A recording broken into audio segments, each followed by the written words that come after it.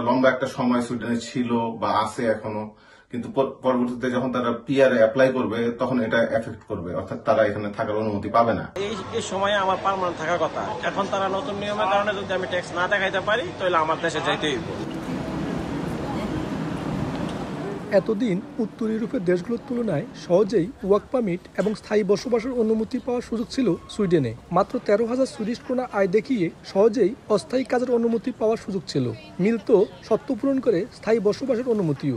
তবে এবার থাকছে না সে সুযোগ। নভেম্বর থেকে চালু হতে যাওয়া নতুন নিয়মে একজন ওয়ার্ক পারমিট প্রত্যাশীকে ন্যূনতম বেতন 27,360 সুইডিশ ক্রোনা থাকতে হবে, যা বাংলাদেশি মুদ্রায় 2,70,000 টাকারও বেশি। এদিকে যারা এরই মধ্যে ওয়ার্ক পারমিট নিয়ে দীর্ঘ সময় দেশটিতে বসবাস করছেন তাদের ভিসা নবায়নের ক্ষেত্রেও কার্যকর হবে নতুন নিয়ম। এছাড়াও যারা পূর্বে বেতনে ওয়ার্ক পারমিট বা স্থায়ী বসবাসের অনুমতির জন্য আবেদন করেছেন, নভেম্বরের আগে সিদ্ধান্ত না এলে তাদেরও পূরণ করতে হবে নতুন শর্ত।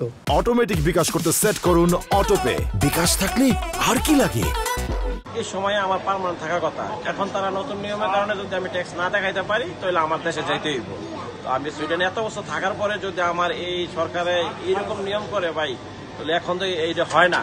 ঠিক আছে, তাদের এই নিয়ম কারণে আমরা আসলে একটা মনে টেনশন বেড়ে গেছে। মাইগ্রেশন অনেক হার্ড লেভেলে চলে গেছে, বাট তাদের এটা নিয়ে আর একটু চিন্তা করা উচিত যে এটা হয়তো বা 13,000 থেকে তারা 20-22,000 করতে পারে, একটা রিজনেবল অ্যামাউন্ট করতে পারতো, বাট 27,000 ইজ টু মাচ।